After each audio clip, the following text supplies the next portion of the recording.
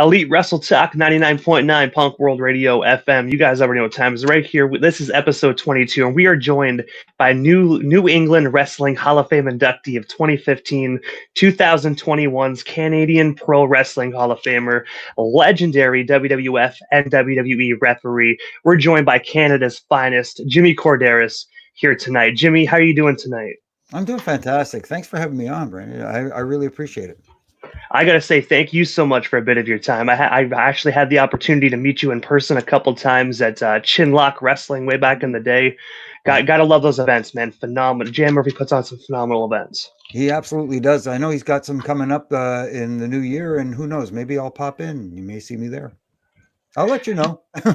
And I'm pretty sure I'll see it on Facebook as well. I'm currently living in Ottawa now, but trust me, those Legends conventions he does is definitely worth the trip to Kingston. I'll tell you that for a fact. Yeah, I'm not going to be like JBL and just show up and clothesline somebody and leave. But,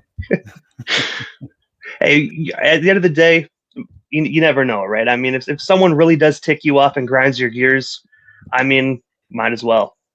Well, as long as it's not Brock Lesnar or Haku, I'm cool. Jamie, I look at it like this: as long as you get at least one good stiff shot on Brock Lesnar and you get a chance to run away, I consider that a win for you. Hopefully he's not too fast. That's for sure.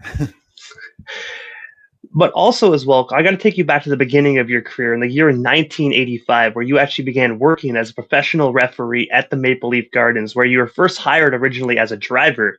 I was wondering if you can actually just tell us the story about your beginnings in the wrestling industry and what led to you actually becoming what you now are known to the world as a legendary referee. Well, it started really weird because I was a huge wrestling fan growing up. Here in Toronto, we got so much wrestling on television. I watched it all. And I used to go down to Maple Leaf Gardens when I was old enough to drive and go by myself and take pictures. And I would come back to the next show and sell them. And I got caught selling the pictures by Elio Zarlenga, who worked for Jack Tunney. He was his right-hand man and also took the pictures for the program and stuff. Basically telling me, you can't do that. It's illegal. I said, what do you mean it's illegal? He says, it's a copyright infringement. I'm like, who are you? He says, he told me who he was. I'm like, uh-oh. I'm in trouble now.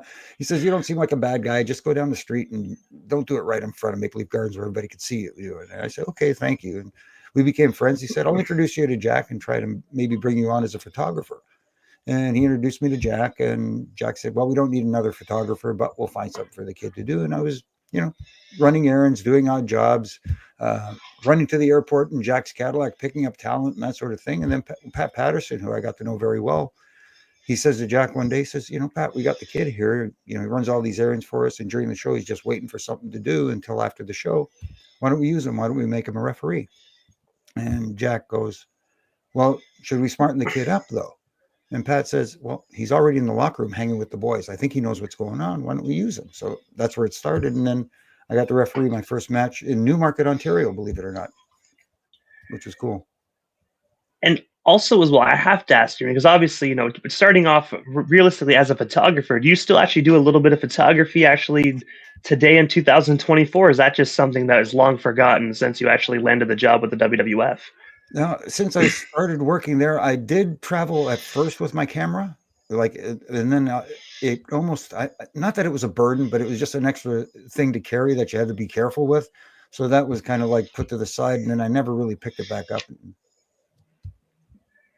Well, I got to say as well, at the end of the day, I would love to actually see some of those old photos. Are actually still circling around, or did Jack Tunney completely put a stop to you actually having those photos? Well, the thing was, back in the day when you had to get your film developed, which is what I had to do, there was a place called Direct Film. I don't even know if they're still in existence, probably not, where you would double your prints for $1.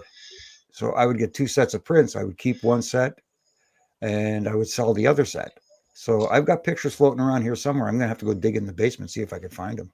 I probably got some gems in there. I actually found one not too long ago when WWE was in town for Money in the Bank.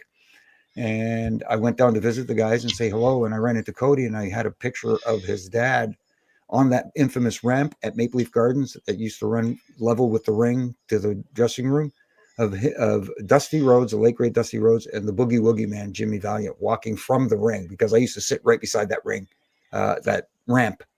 And I took a nice picture, and I showed it to him on my phone. I said, yeah, here's a picture of your dad. And he says, oh, gee. And he grabs my phone. He punches in his phone number. He says, okay, text it to me. And I did. So, it was kind of cool, actually. Especially being able to, even Cody's shoes, he doesn't get a chance to really see very, very many photos of his dad at all. So, especially with him being gone now, I know what it's like to want as many photos of your lost loved one as humanly possible. And that right there is an absolute gem. Yeah, it was different. It's something that he probably hadn't seen before, because it was one of my original pictures that I probably sold a copy of it to somebody, over there. But, it's a memory, and I still got it, and I'm going to keep that one forever, man. And also as well, during the late 80s to early 90s, you actually had the opportunity to referee a few of Andre the Giant's matches. For the generation that unfortunately doesn't quite know a lot about Andre the Giant, can you tell us a little bit more about what it was like just being inside the ring with a 7-foot-plus giant? And of course, do you have any great Andre the Giant stories from backstage? Oh my goodness. Where do you begin with Andre? He's a great human being. And if he liked you, man, you were in. And one of the things you couldn't say no to Andre about, he's infamous for his adult sodas that he'd like to drink a lot of. And if he offered you one, you couldn't refuse, because if you said no, you're in his bad books. But being in the ring with him was intimidating, but at the same time, he made you feel at ease, if that makes sense from a working standpoint. Like, I would always be nervous at first with him, but then, when we get to the back, Jimbo, he goes, when you're in the ring with me, I'm trying to do my worst Andre voice here, but when you're in the ring with me, yes, act scared, but I can see that you're really scared. And I said, I'm not afraid of you, because I know you're not going to hurt me, but I'm afraid that I don't want to do the wrong thing, make the wrong movement, or look unauthentic, if that's a real word. You know what I mean? She said, no, just act naturally. He would help guide me and stuff like that, which was really cool. But I remember he used to have little issues with the Ultimate Warrior, who sometimes would not listen very very well, because they used to do this spot in their matches when they were running the loop, where Warrior would run to the ropes, hit Andre with a clothesline. Andre would stagger. He'd hit him with a second one, stagger again, then hit him with a third one, and Andre would tie himself up in the middle rope, stuck there, and Bobby Heenan would go crazy trying to untie him while, Warrior started punching him. So one day in the locker room, Andre says to him, he says, look, when you hit me with the clothesline, you couldn't hurt him. Don't get me wrong. It's not like, he says, you don't have to hit me so hard. I'm going to sell for you.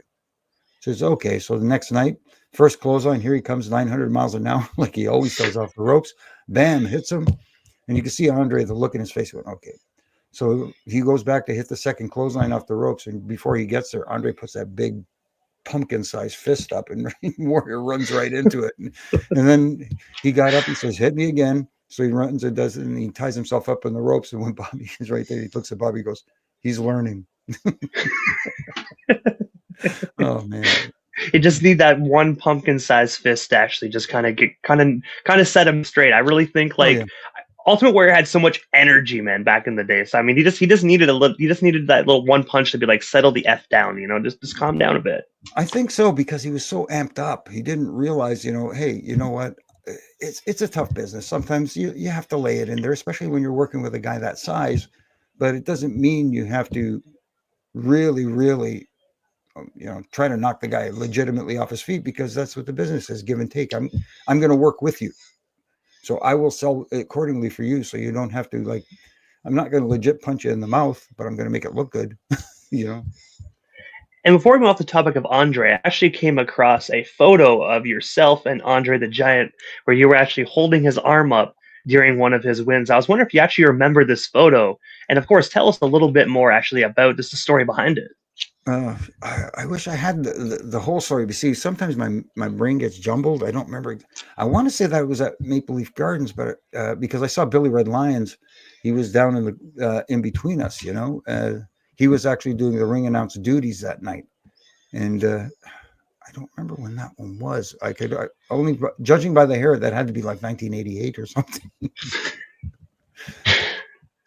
Yeah, I try my absolute best, because I watch a lot of your interviews. Like, I'm pretty sure I'm a huge fan of yours. So I wanted to try to ask some questions that not a lot of interviewers really ask, because I wanted to make it more interesting for you, so you don't come in and be like, oh god, the same interview that I did like 20,000 times.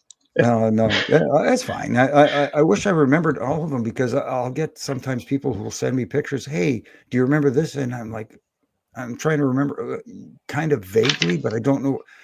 It's like when things happen in the wrestling business, stories, this happened, that happened, and things I remember, but sometimes I don't remember. Somebody will say, well, this happened in Binghamton, New York. And I'm like, it was Binghamton? You know what I mean? I don't know. Well, especially touring from 87 to I think it was 2009, like pretty much nonstop. You're pretty much one of the wrestlers. You're one of the boys. So I mean, after a while, yeah, at first maybe the first couple of years you remember every city, but then after a while it just becomes a blur when you're on tour all the time. Yeah, it gets bad when you forget what city you're in, but you remember it by the venue. When you get there, you go, oh yeah, we're in Pittsburgh. I can tell by the and you look at some structure in the building and you go, oh, here it is.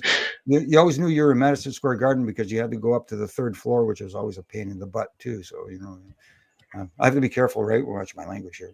Oh, we're actually uncensored, so I mean, you can definitely, if you slips out, I'm not going to complain. Oh no, I'm good. I don't normally swear. I leave that to Brian Hebner when we do roughing it up. And also, as well, one of the questions I do know you do get asked a lot, but I just wanted to talk about this on my radio station.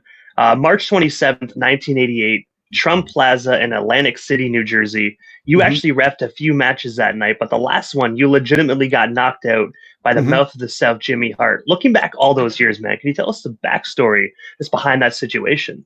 Yeah, well, earlier they had the tournament at the WrestleMania 4 in Atlantic City, New Jersey, and earlier that night I took a bump from the magnificent Morocco, who came flying off the ropes, and Dino Bravo pulled me in the way, and I took a forearm, and I went down, and everything was fine. It was a little, snug. Let's put it that way. It's Don Morocco. He's a big dude. So, yeah. And then later on, I did the Intercontinental title match between Brutus the Barber Beefcake and the Honky Tonk Man. So we're coming to the finish of the match, and Brutus gets Honky in the sleeper hold, and he's starting to go out, and Jimmy Hart pops up on the apron. I go over to tell him to get down, and when I turn around, he waffles me with the megaphone, and I face plant.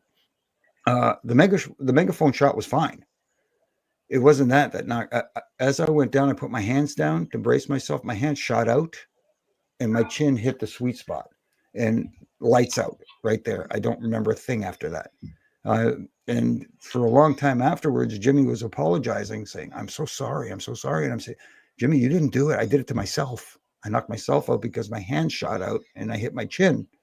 I remember seeing the Mac coming closer, and that was the last thing I remember, And the funny part was afterwards, they had to help me back because I was in La La Land. I mean, like out. So when they were helping me back, I was draped over two referees, and they were helping me back. And one of them, when I saw it back, like hooked me by the back of the pants, and you could see him dragging me. My feet were dragging as we were going, and he was hot at me. He says, and I'm like, what's the matter? He says, what, you dead weighted us out there. And I'm like, what are you talking about? He thought I was purposely dead weighting them, which means going limp and not helping them to help me back on purpose as a rib. And I'm like, I don't even remember it. I don't even know what you're talking about. And then when I saw it back, I said, oh, that's what you're talking about. I'm like, I don't remember any of it. Because I know back in those days, especially the golden era, there's a lot of ribs and whatnot. But I mean, they should have been able to notice that you were out. I mean, if you're out, you're out. If you're like, you know what I mean? Like, there's faking it and there's not faking it. You can even as a fan, you can go back and watch, Trump Plaza, Atlantic City, WrestleMania 4, and see that. Sounds bad to say, you were knocked out. Like you were sleeping. Oh yeah, I was snoring. I guess I was snoring. Maybe I don't know, because Joey, God bless him, Joey was the first one to get there. Again, watching it back on VHS back in the day, and I'm watching him go, oh my goodness, and back then there weren't the same protocols that they have nowadays. So I don't know. People say, did you get a concussion from that? I said, I don't know. I don't remember because. I didn't get checked out. That wasn't the protocol back in the day. If you felt like you can go, you went. You know what I mean? Are you okay? How many fingers am I holding up? Once you can count to 4, you're done. That's it. You're good. all I got to say to summarize all this is that's one hell of a WrestleMania moment. Yeah, and I've been blessed to have a few, but that one, one that I don't remember, but we'll never forget. I guess I don't know if that makes sense. But the good thing is, at least you always have the VHS or the DVD to kind of go back on and remember it, or try to remember it. That is. Mm-hmm. Absolutely. But also as well, from as the world knows, you worked from WWE from the late '80s into the mid 2000s. But when you actually first started, there were absolutely no earpieces to be worn. I was wondering, when did the earpieces first become implemented for the WWF referees? And of course, did it make your job easier or harder?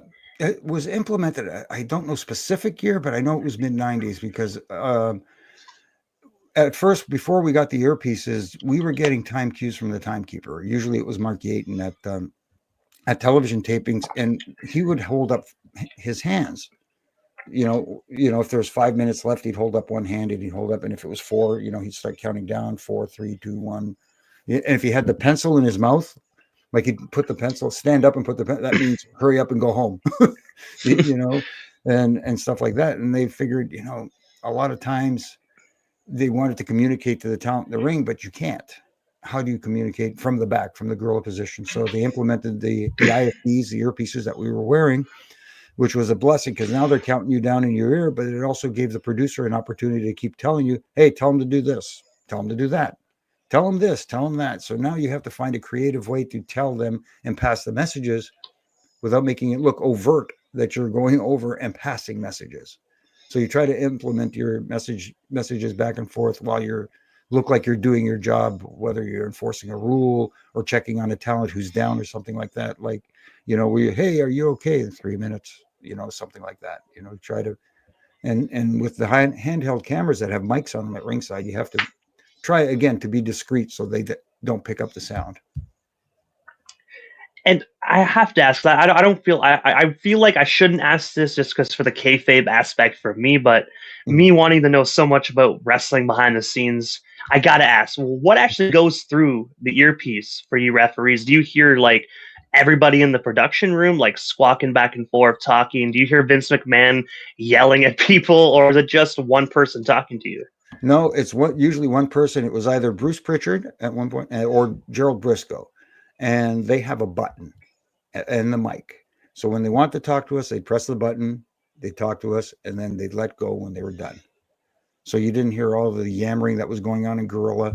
The truck had access to us, but rarely, if ever, passed the message from the truck. So we didn't hear from people like Kevin Dunn or anybody like that. So it was usually either, like I said, Bruce Pritchard or Gerald Briscoe. Well, I got to say, I'm super glad to hear that back in the day, referees did not fall victim to Vince McMahon's yelling in the mics. I heard stories from Michael Cole that Vince was ruthless. Obviously, it was his show, how he wanted it, but it was absolutely ruthless. Yeah, see, the way we were wired to the Gorilla, where it was Gerald Briscoe or Bruce that would talk to us, Vince had the same setup, but with the announcers. So I felt sorry for guys like Michael Cole and JR and everybody who had to listen to that going on.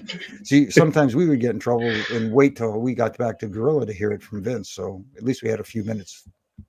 I think people like Michael Cole have become desensitized. I think if anyone was to mouth him, he'd be like, dude, everything you're saying to me, I have not heard for the past 20 years from Vince McMahon. So you got anything else?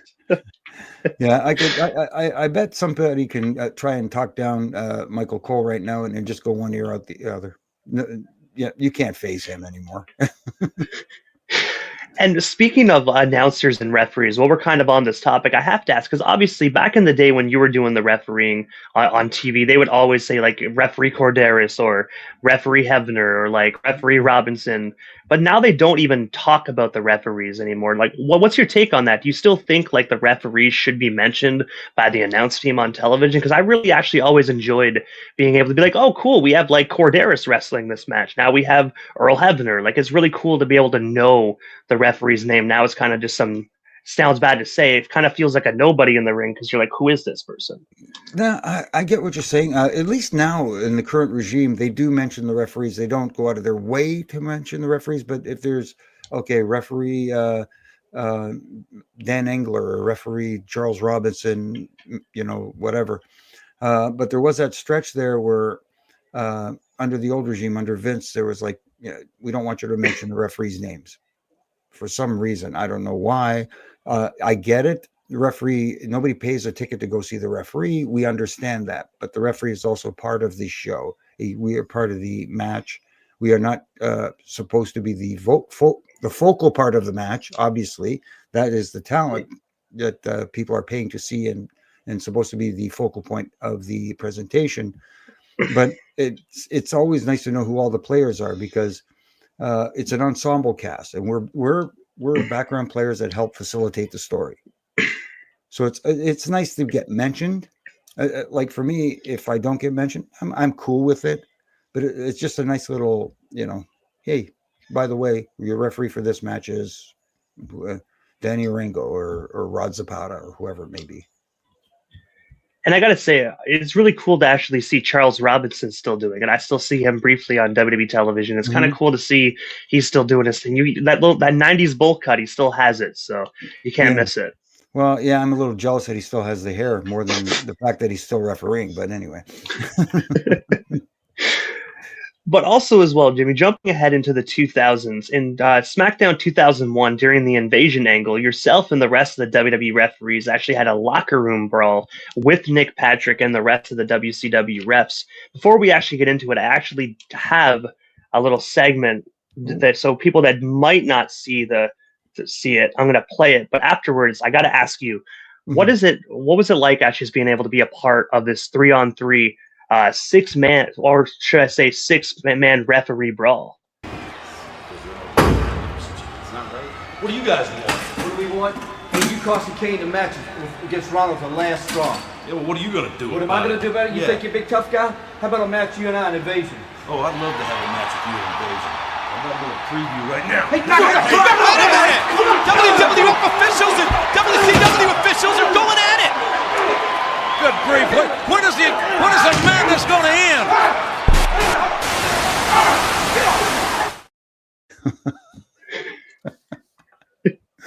Oh, that was fun.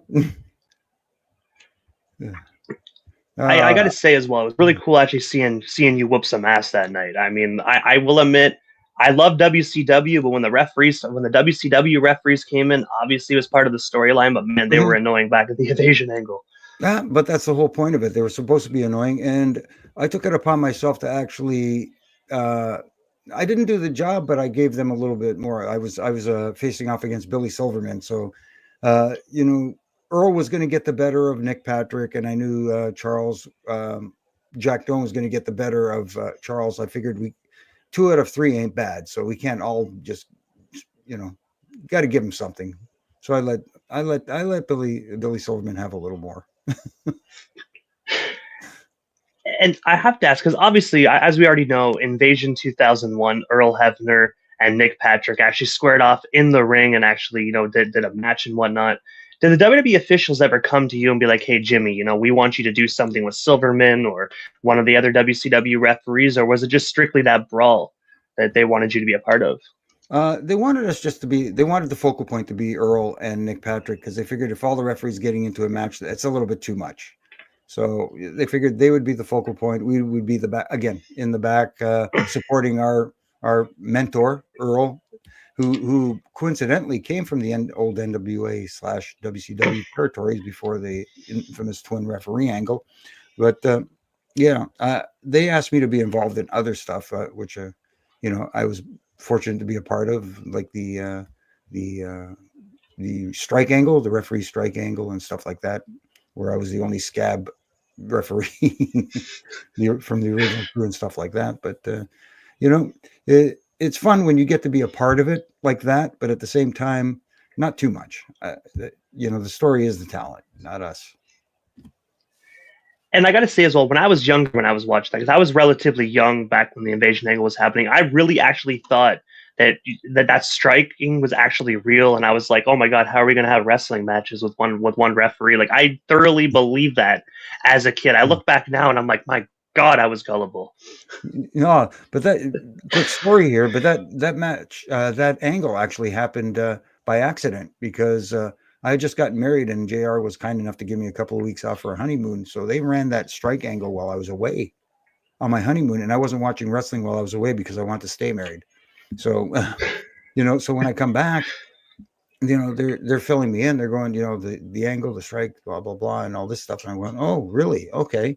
And I ran into Hunter in the locker room, and he used to call me Korderas. Hey, Korderas, welcome back. Honeymoon was good. I said, yeah, it was good. He says, too bad you're out of a job. Yeah, ha, ha. And I said, well, Hunter, I can't afford to go on strike because I just got married. And he went, ha, ha. Okay, come with me. And he took me to JR. He says, JR, Korderas had a great idea. And I'm going, I did? And that's when he presented. Yeah, he's the only regular referee to cross the picket line and then we could do something down the line. And I was like, okay, whatever. So I actually kind of came up with the idea inadvertently. It was kind of cool though that actually like Hunter gave you that credit too, and just like kind of was like, look, it's all his idea. It's actually pretty cool. Yeah, I guess in case it didn't work out, then see, I told you it was going to be no good. Hey, I gotta that's how you stay on top, especially in the business. It sounds bad, you got to be cutthroat. But I mean, at the end of the day, at least it worked out. At least like they were like, damn, that's actually a good idea. Yeah, the only thing is, I still owe Mike Chioda a few receipts from that beatdown at No Way Out. So, well, hopefully, I will admit I like Mike Chioda, but you're Jimmy Korderas, so I have to say, hopefully, if you do ever come out of retirement, hopefully at the next show. There is Mike Chioda, so maybe you can feed him a couple of receipts. Yeah, he won't see it coming. But also, April 1st, 2001, another WrestleMania moment, WrestleMania 17 in Houston, Texas.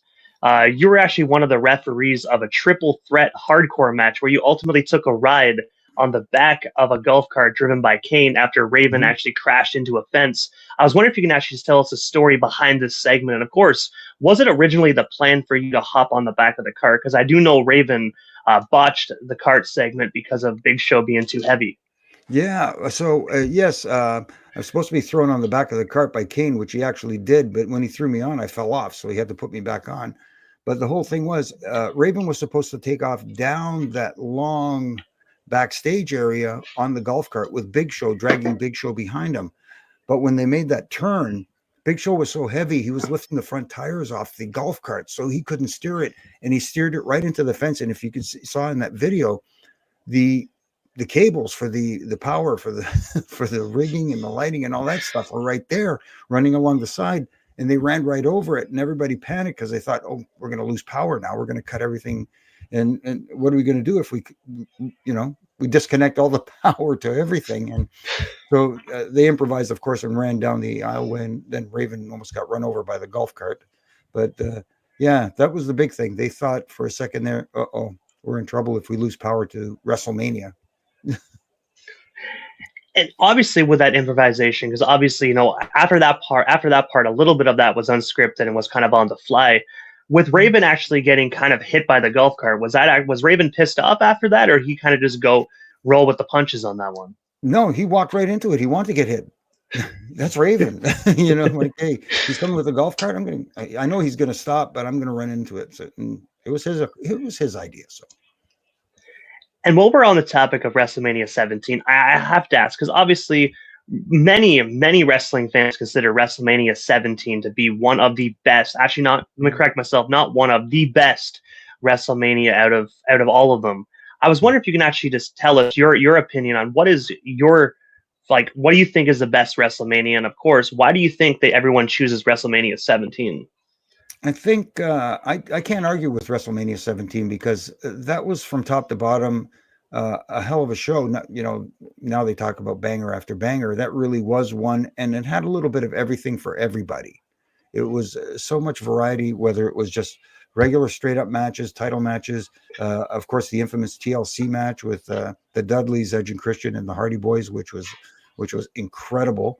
I think that's the thing, because there was incredible moments in that throughout the entire WrestleMania that people remember, as opposed to one WrestleMania moment, which a lot of WrestleManias people remember. Like if you think back to WrestleMania 18 here in Toronto, the one moment that people remember is Rock and Hogan.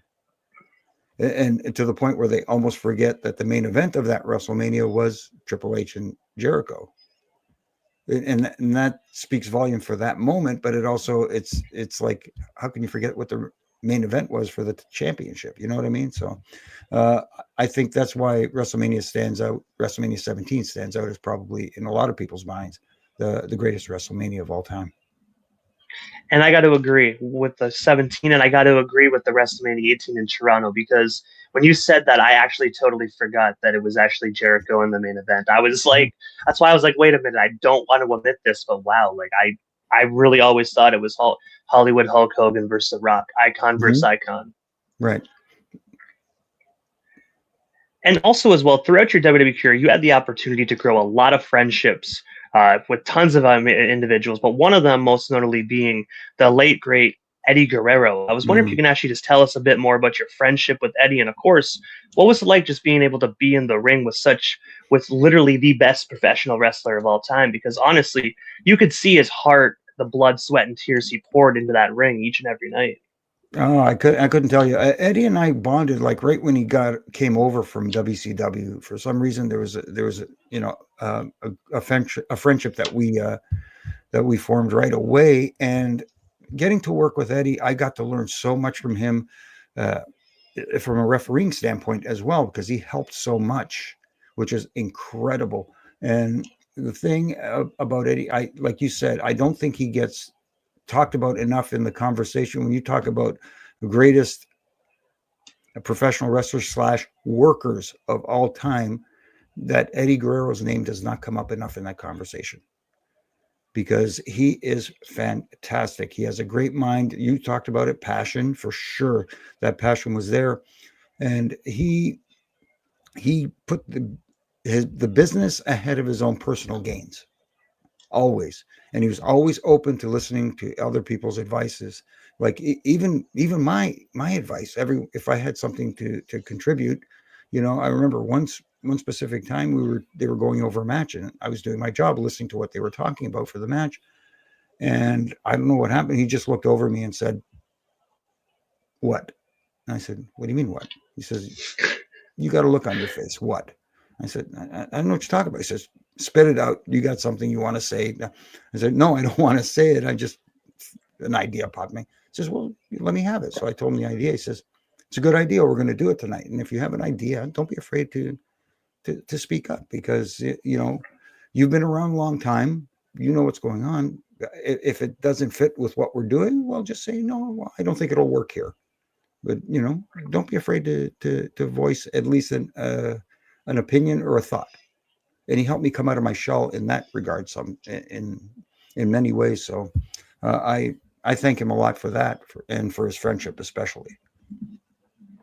I still remember one of my favorite Eddie matches of all time was actually when he won his first and unfortunately only WWE Championship at No Mercy in 2004. I always like to say he beat Brock Lesnar on his own, but I try my very best to forget the fact that Goldberg came in and speared Brock Lesnar. But I got to speak facts here. But when I sign off the interview, I'm going to continue to pretend that the Goldberg aspect did not happen. It doesn't matter. I know people will say that the babyface getting help, it shouldn't happen. But in this case, it works, because Eddie Guerrero's lie, cheat, and steal mantra was supposed to be at first a heel thing. It turned into a huge, the crowd loved it. And he played right into it. He knew how to do it, and it worked. And the people were so happy for Eddie, and so were the boys. Trust me. And also as well, I have to ask, obviously, from that one moment you shared with Eddie in the ring where he really helped you get out of your shell and express new ideas, what is one of your most fondest memories you actually have of Eddie? And of course, do you have any like great stories to share of the late, great, iconic Eduardo Gory Guerrero? Oh my goodness. Again, great stories.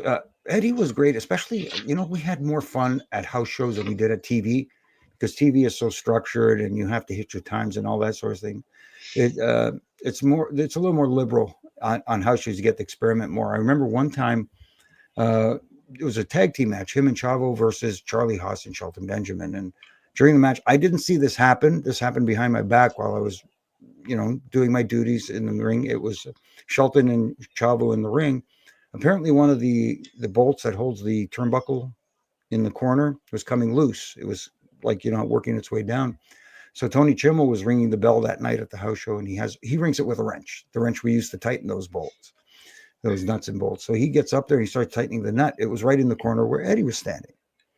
So apparently Eddie says to him, Chimmel, give me the wrench. What? Give me the wrench. So he takes the wrench and he yells out, Chavo, bring Shelton over here. So he brings Shelton to the corner like they do. And he says, take the ref. So I back Chavo up.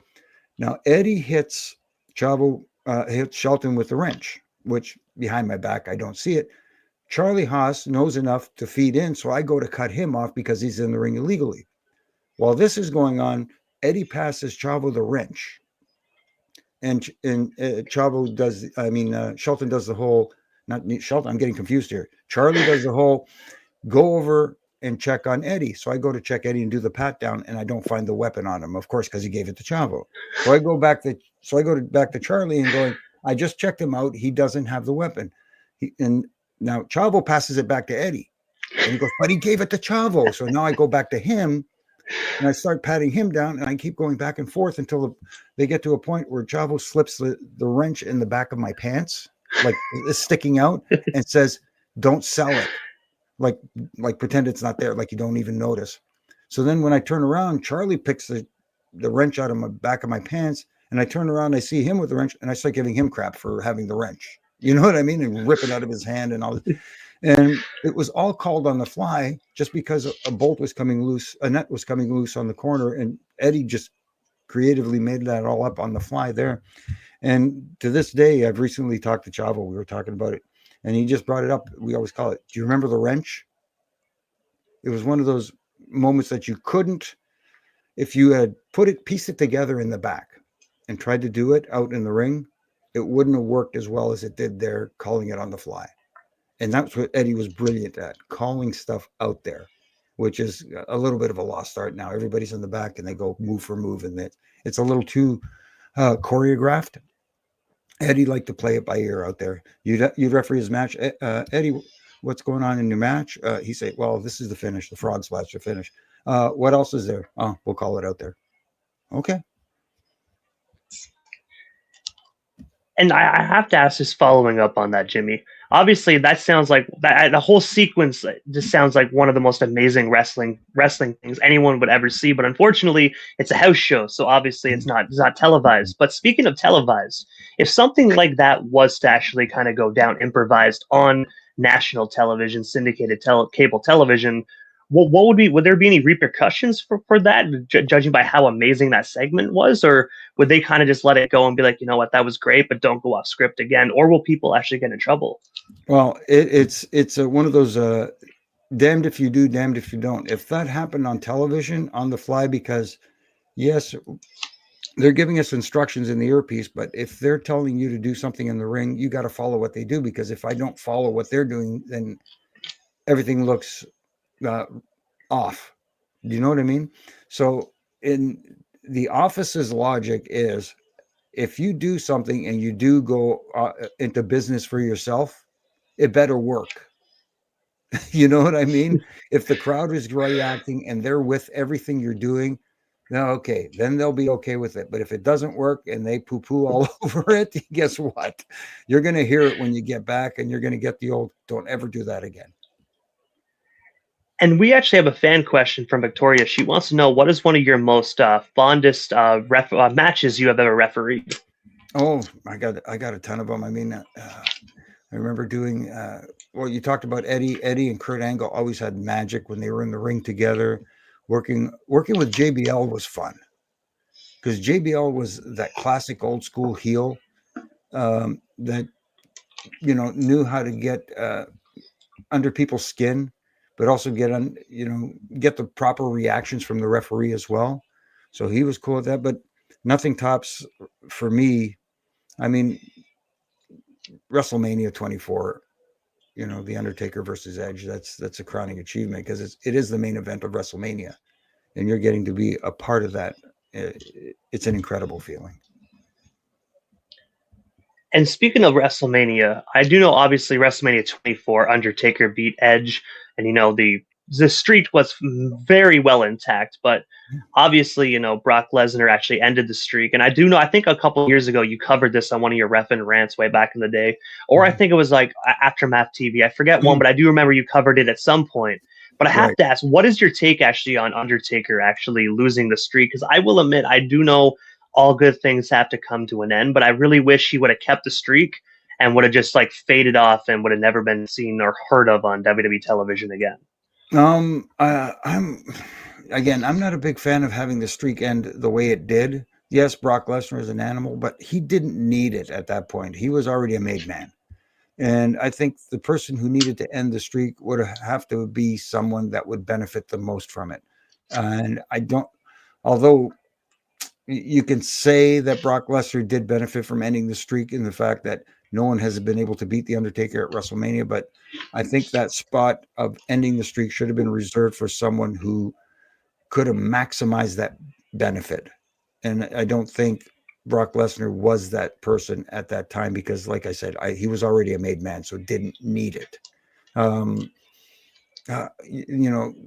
Hindsight is 2020. We could always Monday morning quarterback and pick who could it have been. Hard to say, but at the same time, it would have been nice to have someone like The Undertaker, who was the most revered man in the locker room when we were there, go out undefeated in WrestleMania. Why not? I actually definitely agree. Like I said, I really wish he would have kept it intact. Maybe just wrestled until he couldn't do it anymore, and then just hung up the boots, got inducted into the Hall of Fame, and kind of kept everyone guessing, like, is a Phenom going to return this WrestleMania? And then WrestleMania comes, he doesn't show up. And then if he does, he does. If he doesn't, he doesn't. But keep the streak intact, man. Because, I mean, it's the dead man. How can you kill something that's already dead? That's true. That's true. It was, I'm not saying it's the wrong decision. I just don't agree with it. Let's put it that way. But that's a great thing about wrestling. Everyone has their own opinions, and people agree or don't agree. But I really wish that sometimes we could go back and reverse some decisions and kind of see what would have really played out. Oh, there's a ton of those, believe me. But it's funny because the wrestling business always goes in cycles, and a lot of people say it's like a 10-year cycle where they hit this boom and then all of a sudden it takes a little bit of a dip. It's like a roller coaster, and then we hit that lull period, and we did go through one about I want to say 5 or 6 years ago. The WWE is running hot right now, but they haven't always been.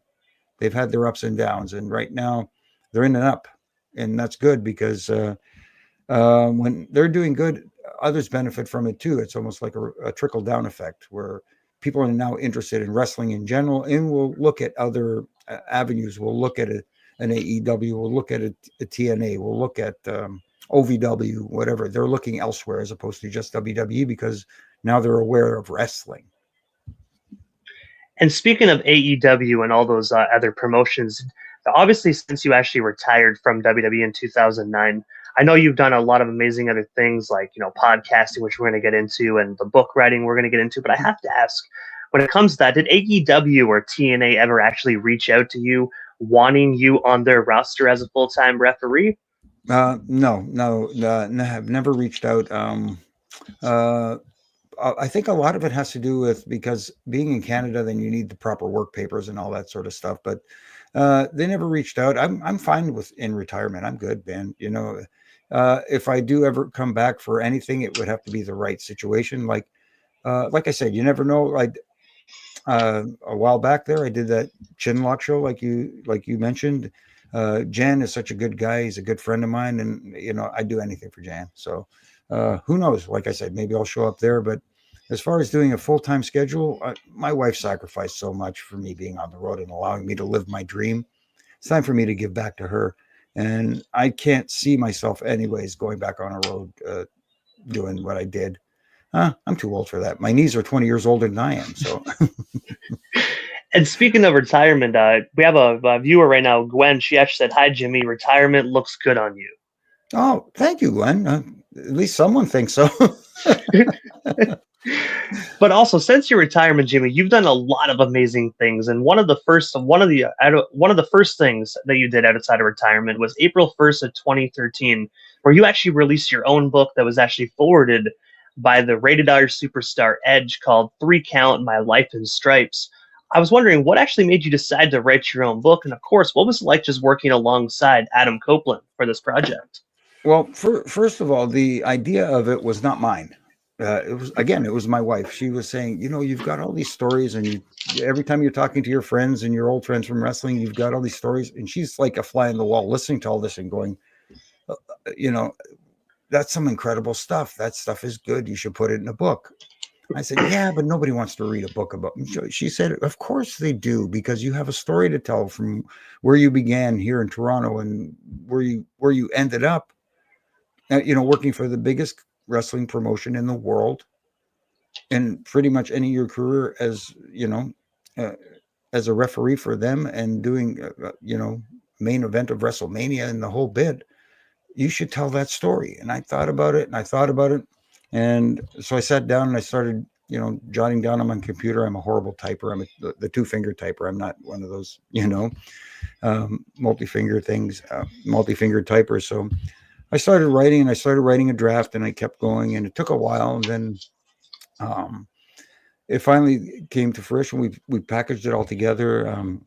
And once it got pretty much finished, they said, you need someone to write the forward. And they said, who would you like to write the forward? And so I reached out to Adam Edge, and I said, I've written a book. Would you be willing to write the forward? And he absolutely did.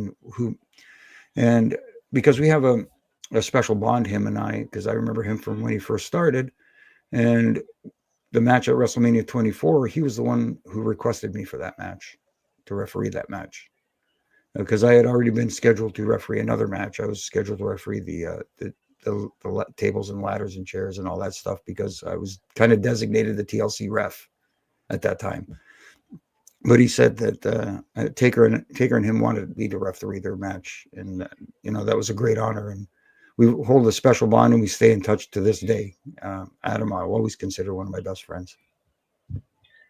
And I got to say, Adam, one heck of a great competitor. I remember when he actually came back in AEW, I had the opportunity to see him versus Christian for the first time in AEW in Montreal. Mm-hmm. And I'm telling you, like, the pop they both got was absolutely ridiculous. My only regret is I didn't buy better tickets. I was way up at the top, so it looked like two little ants wrestling. But right. The main thing is you're there. That's all that matters. Yeah, being there, especially for something like that would have been cool. For me, if I was to come back for one more match, that would have been a cool one to referee.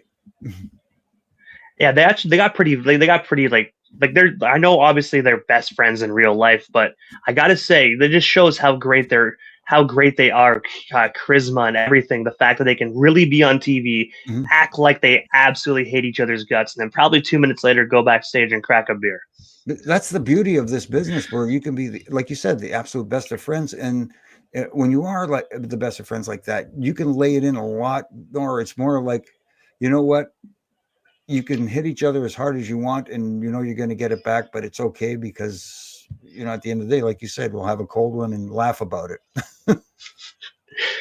But obviously, as we talked about, you're a declarated legendary referee. You're a podcaster. You're an author. You're the jack of all trades. But the one thing that you actually did for the very first time happened a few months after this book got released on August 18th of 2013, where you actually stepped in the ring as an in-ring competitor at Smash Wrestling out there in Toronto, where you were teamed with Alex Vega to take on Brent Banks in a 2-on-1 handicap match. I was wondering, what actually made you decide to step into the ring as a competitor? And of course, would the legendary Jimmy Korderas himself ever do it all again if the opportunity arises?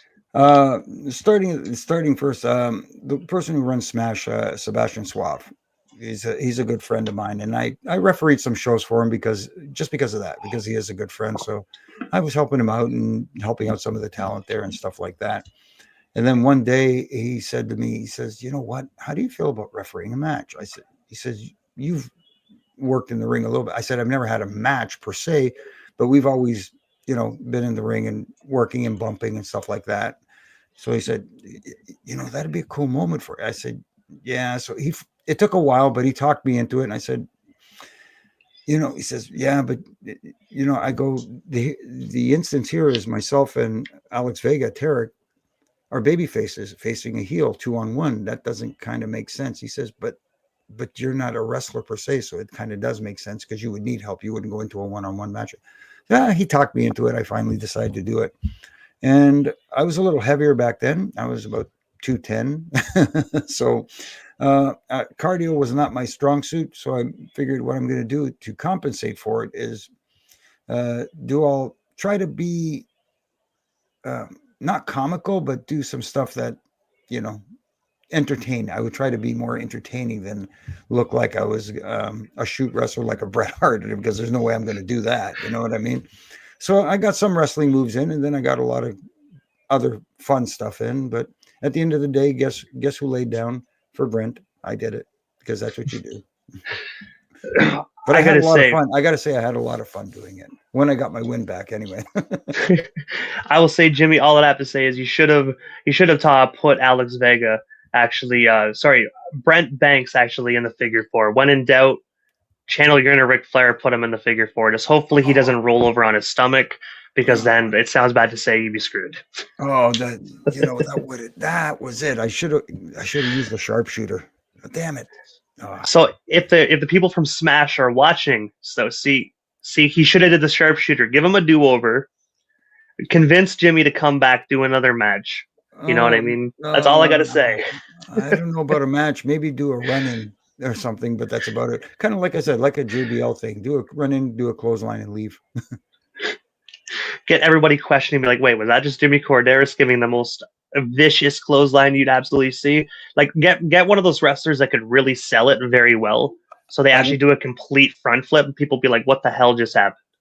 Either that, or just run into the ring after a referee gets bumped and count to 3, and somebody complains about it, and pull up. Look, I may be retired, but I still have my referee's license in Ontario. And also, aside from actually being one of the best referees, you also were a TV personality and a co-host for many years on TheScore, now known as Sportsnet360's program, Aftermath TV. I was wondering if you can actually just tell us the story behind that. And of course, how did you land that position to be alongside Arda and Renee's broadcast partner?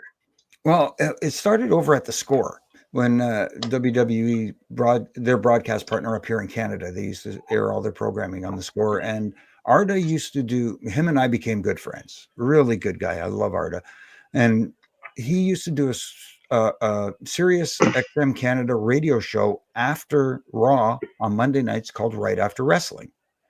And he said, how do you feel about coming on and just being on the show and chatting about the show and stuff like that after it airs? And I said, yeah, cool. So we went in, sat in a few times, and then they decided that they were going to make it a TV show, like a half-hour recap show or a highlight show, whatever, and just talk about what happened and preview what's coming up, kind of thing. Because WWE, like I said, was their partner up here. So I said, they did the TV show, and I sat in on a couple of them. At first, it was like Mauro Ranallo and Renee and Arda, and then Mauro left when they went to Sportsnet, and then I became a regular on the show there, and it was going great. We were loving it. Then Renee ended up heading to WWE. Jackie came in.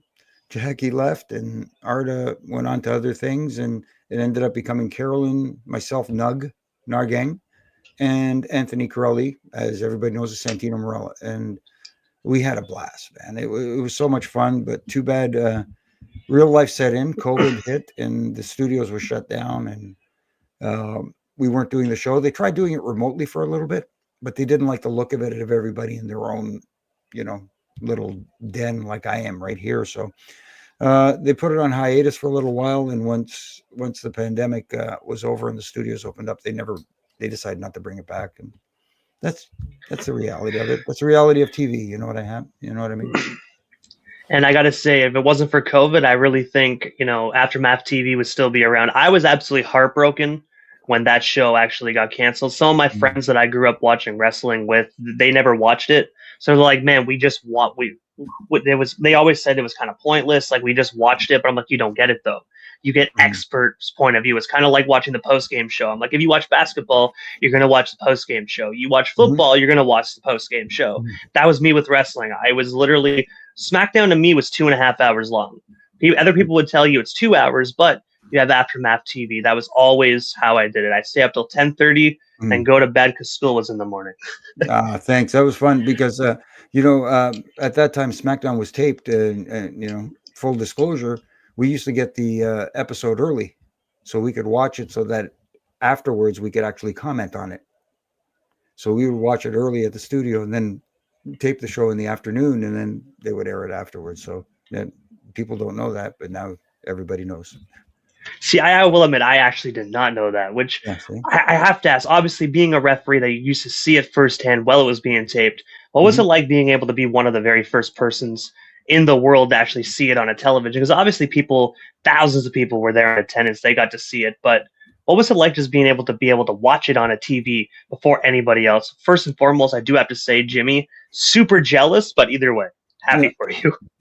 No, it was better because you take out the commercial breaks, as anybody in TV knows. There's usually in the hour you get at least 3 or 4 3-minute breaks, so that cuts it down. You don't have to sit through commercial breaks, but it does limit your accessibility to a bathroom or water.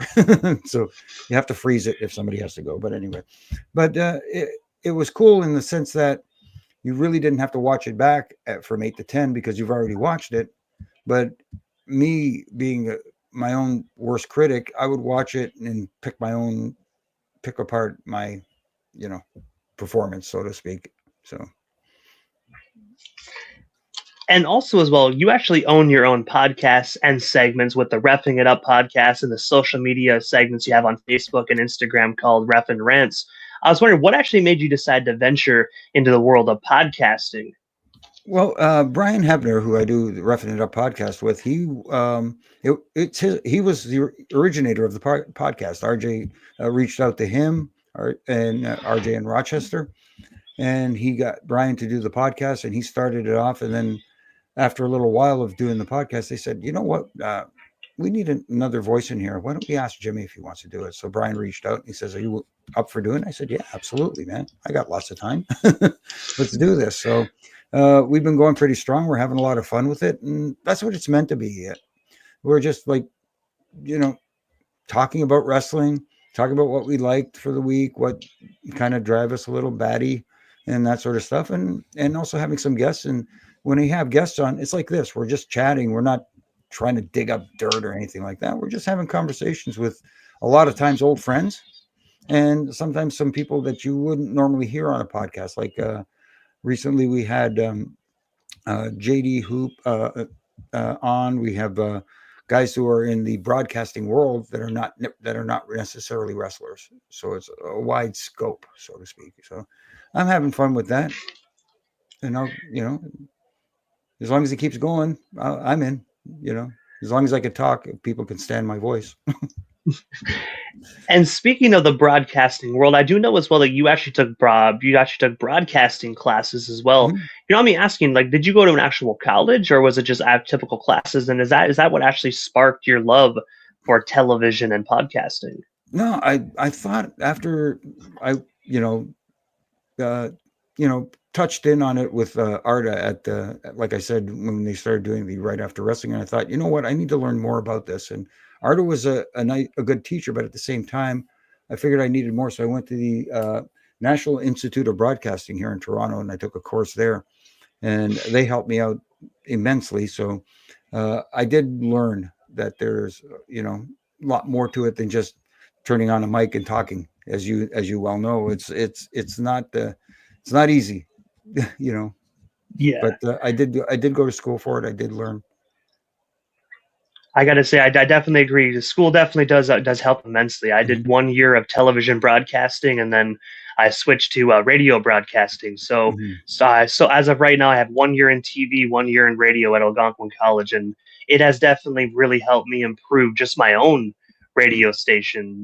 And even the TV aspect really helped influence my radio station more as well. So those classes definitely are worth the money. They really do put in a lot of work. When you think you're doing something right, and then you go to school and be like, wow, I was doing this all wrong.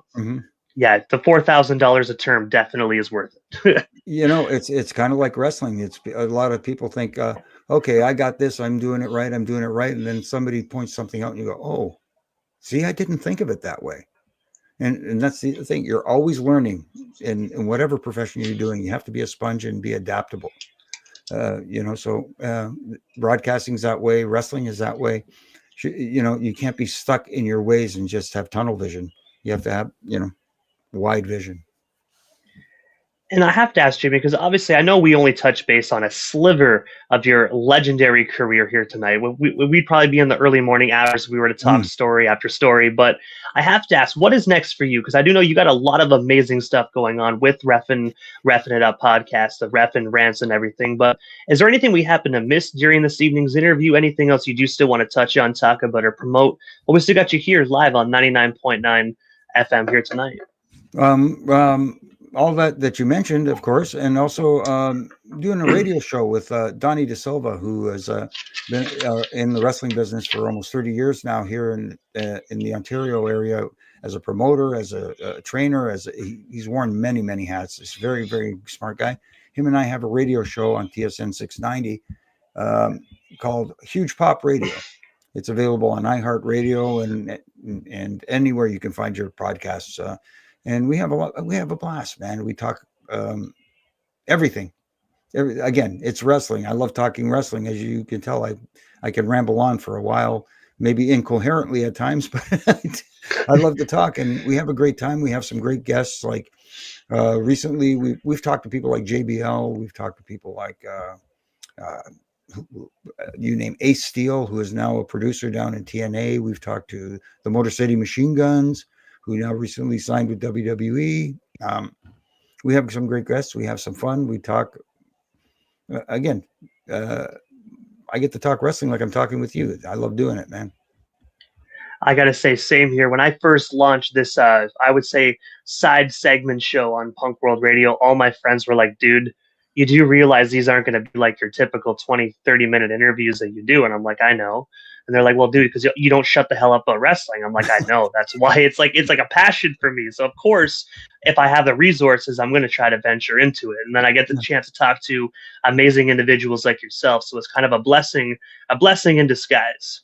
Well, people have to listen to me for an hour, but I get to talk to great people like you. So, no, I appreciate that. That means a lot. Thank you, man.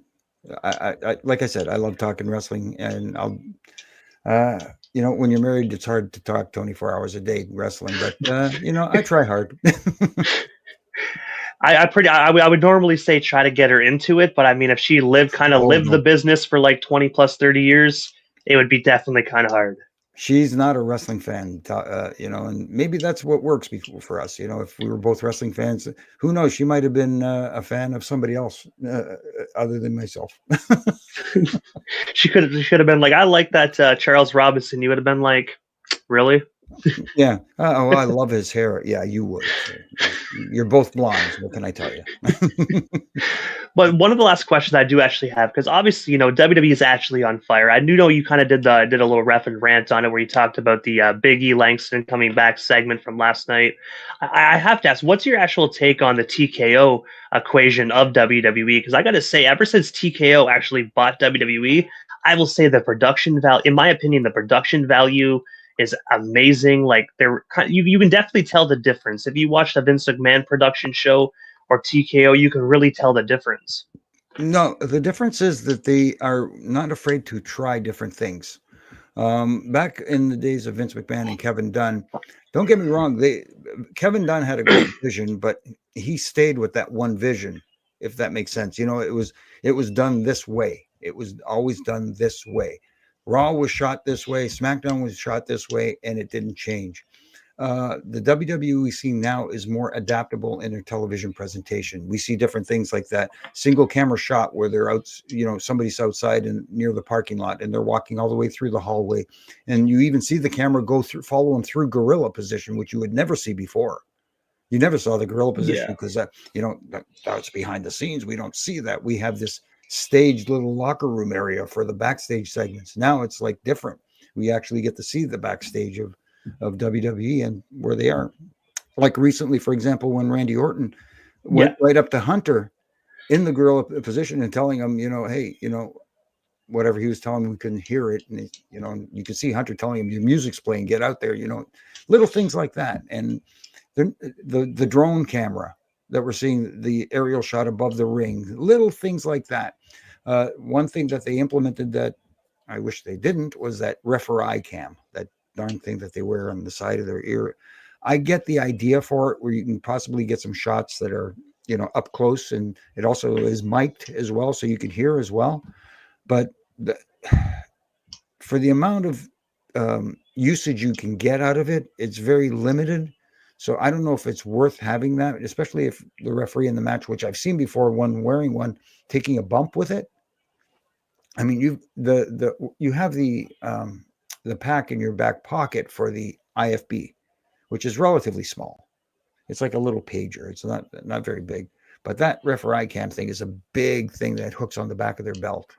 And if you have to take a belt, you either run the risk of hurting your back or breaking the equipment or something like that. I don't think it's necessary, but that's another rant for another day. But I like that they, like I said, they're very adaptable. They try different things, and they're, using unique presentations of how to present professional wrestling, because I'll give you another example. The two involving Roman Reigns, one with Cody in the stadium at Georgia Tech when they had the face-to-face, and then recently on SmackDown where we had the sit-down with mediated by Paul Heyman with Roman and CM Punk before the War Games match. That is great television. That is enthralling television. It's not stuff that's done in the ring. Some people unfortunately think that the only thing that means anything in professional wrestling is what happens in the rope, in between the four ropes. And I'm trying to tell everybody, no, that's a big part of it, yes, but the part that connects the dots and makes people interested and invested is the other stuff. It's the cinematic stuff that people say, well, that's too sports entertainment. Guess what? Wrestling is sports entertainment. You need to have that. You need to have yes, you need the wrestling in the ring, but the stuff around it too, the storytelling, the facials, the promos, all that stuff. That's one thing WWE is experimenting with. I'm getting long-winded here. I'm sorry, but that it's a different presentation, and as we're seeing right now, it's working. People are getting interested, and that's the main thing. I gotta say, I definitely agree. I know AEW, they're not doing a whole lot of storytelling. Great matches. Mm-hmm. I mean, AEW has some great matches. I know some people don't really like the style. It's very flippy depending on the match, but I find AEW has phenomenal pay-per-view matches, but their storytelling really lacks. It feels like just wrestlers are kind of like, it almost feels like you can kind of see the production kind of low quality, be like, okay, guys, you and you get out there and wrestle. And you're like, what the hell? But like, there's no storytelling, but I really feel like they kind of just get paired up and kind of thrown out there in the ring. But I will say, for a new promotion, it is very good. Yeah, they have their high spots and their low spots. That's the thing. Nobody's complaining about the in-ring. I mean, like, I'm not a huge proponent. I'm not a big fan. It's not my wheelhouse of the high-flying spot fests, but there is an audience for it, and I understand that. Just because it's not my cup of tea doesn't mean that you can't drink something else. You know what I'm saying? So if people like that, that's great. If it appeals to an audience, that's fine. But at the end of the day, pro wrestling predicates on stories and backstories and reasons why people are facing each other in the ring, other than the fact that, hey, it'd be cool to see this guy versus that guy. See, yeah, okay, if you're looking for that, 5-star match, whatever the hell it is, that's fine if that's your thing. But if you're in a business where you're trying to draw a bigger audience and try to draw more money, then you have to think, okay, what is working, what is not working? And we're seeing what's working right now. And unfortunately, I hate to see it, but AEW is losing their audience. Their audience is dwindling. And their numbers inside this live attendance is not what it should. Yes, we got good numbers in New Jersey. Thank goodness, near 10,000 people. That's great. Love to see that. But that should be the norm, not the rarity. And we're not seeing that because they're not filling houses. And I hate to see that, but they have to start rethinking their strategy, and they have to suck it up. And for the short term, start thinking about booking smaller buildings, which I think they're doing in the new year, to make the building look full. Because if you got 3,000 people or 2,500 people in a 10,000 or 15,000 seat arena, it doesn't sound the same as you have those people in a smaller venue. If you've got 3,000 people in a 3,500 seat arena, it's going to sound like 10,000 people because that sound is trapped. That sound is, contained. It doesn't get escaped into the big atmosphere of the big building. It's little things like that. And even it looks fuller. So you can have camera shots. For example, if you notice on Raw this past week, when CM Punk was in the ring, they followed him in the ring. The camera went behind him and shot the hard camera side of the stadium. And you saw the wall of people there. See, they don't do that on AEW because they can't. And unfortunately, they can't because they don't sell the tickets on that side of the arena. It would be nice if they use a smaller venue, then you get that side full so you can do a 360 shot of the ring as opposed to having to do only like, 3/4 if that's it. Anyways, again, the misconception a lot of people have is that I dislike them. I don't dislike them. I just want to see better. And you talk about storylines. They do have stories, but the problem is once they have something that's good and you go, oh, this is going to be a great story, they blow right through it in like 2 weeks and you're done. And tell me a story. Nigel McGuinness and Bryan Danielson. That could have been. That was a pay-per-view match. And it could have played out over at least a month to build to it. And they gave it away right too quick. They gave it on Dynamite. I mean, something like maybe a teaser, kind of like, maybe like they kind of exchange blows and then security, kind of like in WWE, security comes in, breaks it all up and be like, one of you suspended. And then a couple weeks later, they come back, do it again, and then the pay-per-view. But giving something like that on cable television, I remember watching it being like, cool, this is pretty nice to see, but it would be a lot better at like Full Gear or like All Out or All In. You know what I mean? It would be a lot better on the grand stage on a pay-per-view. I think so. I think those matches need to be there. I mean, yes, you want to draw an audience on your television program as well, and you're trying to give them like big matches and stuff like that, but you can't see what they've done over the years is that formula was working for a while, giving everybody big match every week, big match. But now you're running out of big matches.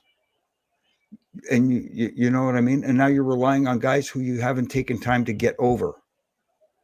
Does that make sense? You know what I'm trying to say here? You've got guys on the roster that have potential. You got a guy like a Daniel Garcia. Okay, there's potential there. But you didn't take that time over the last couple of years to build him up.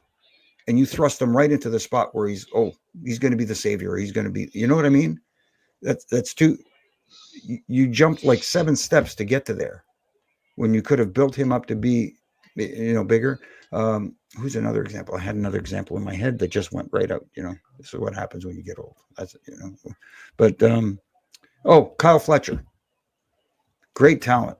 Everybody saw the potential in him. Everybody saw it. It was no secret.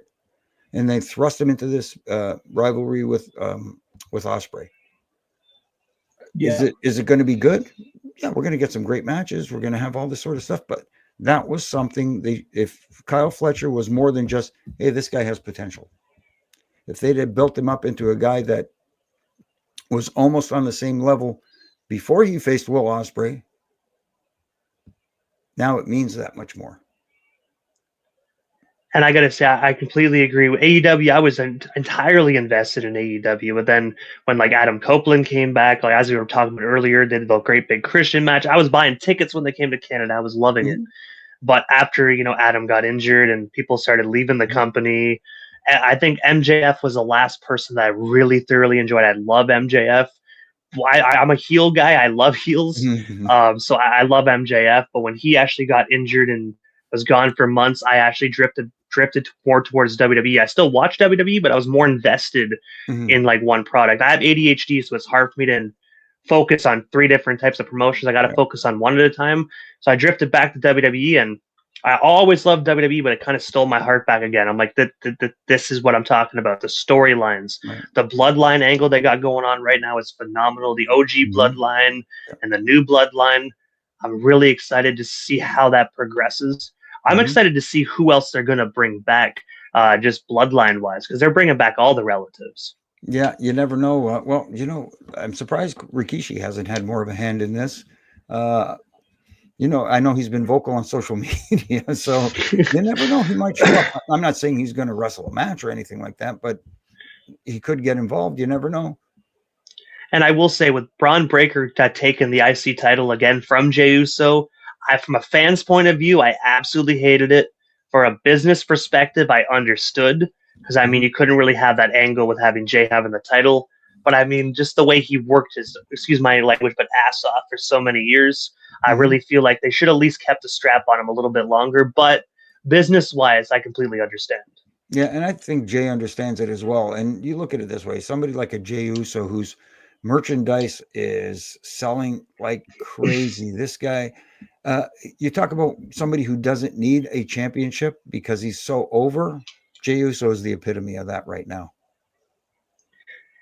And one of the last questions I have for you tonight, Jimmy, because obviously, you know, I kept you for an hour and 15 minutes. I don't want to keep you any longer, but I do know you do a lot of podcasting, as we spoke about. But what are some of your what are some guests that are currently scheduled and coming up in your podcast? And of course, where can we actually check out everything you currently do? Okay. Let's see who we got coming up. Well, on Roughing It Up, we have Matthew Waitholm from the announcer, the color commentator from TNA. Oh, nice. Yeah, so we've got him on this week. We just interviewed on Huge Pop Radio. We had the former Victoria, Lisa Marie Veron. She joined us last week, and this week we have Gabby Tuft, who used to be known as Tyler Rex in WWE. So that's going to be an interesting interview. We had a fun time talking to Gabby. It was a great interview. And so my Ref and Rants, of course, you can listen to those daily from Monday to Friday on all my social media platforms, at Jimmy Korderas on Twitter, at Real Jimmy Korderas on Instagram, because apparently somebody stole my name there. But just, little critiques here and there, and things that I think, screws that I think need a little tightening, in my opinion. And again, it's an opinion. So I try to have some fun with it, and hopefully people are having fun with it as well and taking it for what it is. And I do know you actually go by most recent episodes of AEW or most recent episodes of SmackDown or Raw. But do you have a current topic that's actually going to be that's coming up that you kind of want to leak, or is that just something you want to leave spontaneously for the fans? Well, tomorrow's rant is going to refer to something from Monday Night Raw regarding a certain world champion. All right. Well, I won't pry anymore. I always check them out anyway, so I know at the end of the day whether if I'll keep guessing tonight. What I'll do is I'll probably sit back after the interview and be like, I'll think about that, and I'll be like, and I'll try and guess what it's about. But knowing my luck, I probably will be completely wrong. But it's always good to try and guess it. It's always fun, and that's what's fun about wrestling: guessing what you think is going to happen next, and when it doesn't happen, it's always fun. And I got to say, first and foremost, Jimmy, thank you so much for a bit of your time here this evening. It was such an honor speaking with such a legendary wrestling individual like yourself. I told you this before we went live, but I got to say it one more time. Individuals, when they watch wrestling, they don't realize that there's a lot more to it than two wrestlers getting in the ring and just fighting. At the end of the day, the referees have such a huge, huge hand in every single match, whether it's a mid-card, low-card, main event, or a dark match. Referees have their hand in it, and you guys are the backbone to it. So thank you so much for years upon years of amazing matches. Thank you so much for helping to create so many legendary memories that I had the opportunity to enjoy on television and in person for so many years, man. Thank you so much, Jimmy. It was an honor to speak to a legendary individual like yourself here tonight. Thank you so much. It was my pleasure, my friend. Yeah, you're most certainly welcome, Jimmy. Have yourself a wonderful night, and looking forward to catching the Ref and Rants every single day, including tomorrow's. All right, you got it. Thanks, man.